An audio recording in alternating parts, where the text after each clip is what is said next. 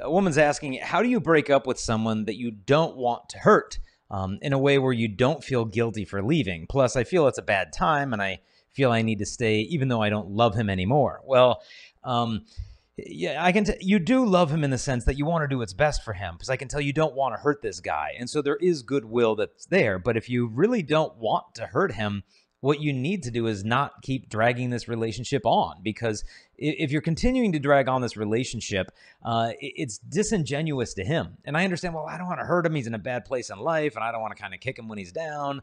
But, if you really care about this guy, then you don't want to waste one more moment of his life in a relationship that you know is not ultimately going to end in marriage. Like, will this hurt? Yeah, but I mean, he's a big boy. He's going to get through this. And so how do you let go of him? One thing you could do is say, honey, is there something that I can talk to you about that's really been weighing on my heart? And hopefully it's what is that?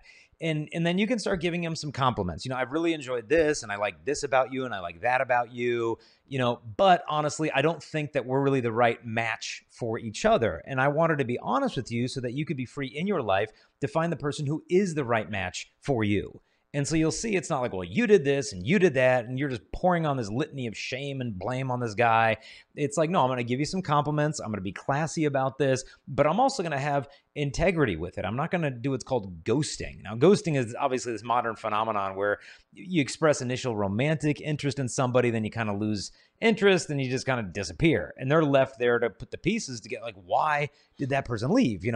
What is going on? Did I say something wrong? Did I do something wrong? Like, was it me? Is there another person? Like, what is going on? But just as you should enter into a relationship with intentionality and clarity and transparency, you should always also have those characteristics exiting a relationship, that you're not just leaving them hanging, you're explaining what went wrong, in a respectful way, and then making the departure. And so you don't want to stay out of pity. That's not a reason to stay in a relationship. And just because a relationship is hard to leave, that's not an indication that you should stay. It's just a sign that doing the right thing sometimes is difficult. And oftentimes we want to avoid difficult conversations. We just don't want to have hard conversations, but that's just part of adulting.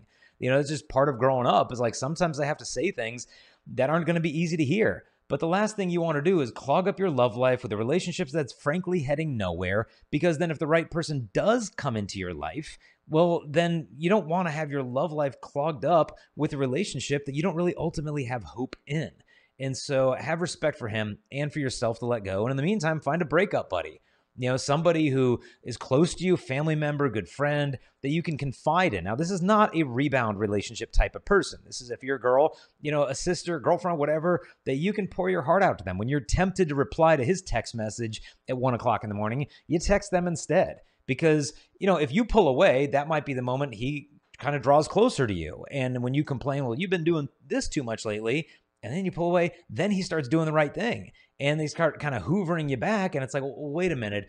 Is he just putting on a show because he's afraid to lose me? Or has he really had a deep, true, lasting transformation? And odds are your reasons for wanting to let go of this relationship are legitimate. You need to trust your gut, find a good breakup buddy, and cut your losses. Will it be painful? Yes. But what's more painful is grasping to a relationship that perhaps God never intended to begin with. Crystal, any other thoughts on letting go? Imagine all the time you're wasting right now. That God has a plan for you in your life, and it's getting postponed because you're trying to pat this guy along and not hurt his feelings, when, just like Jason said, he's a big boy. And you know what? You just have to just kind of step up and own it. And it may be hard, but at the end of the day, God's going to take care of you, and God is going to take care of him. So always just look for God's will in every situation. And deep down, I think you already know what you're supposed to do. Yeah, and lastly, in the end, everyone, I think, deserves to be in a relationship with someone who wants to be with them. And he deserves that as well. And hopefully, if he can get his act together and resolve whatever issues, faults he has, that he can find a person who truly wants to be with him more than anyone. And so, out of love, I'd say it's time to let go. Hey there, I hope you enjoyed that little clip, but if you want to see the whole episode where this came from,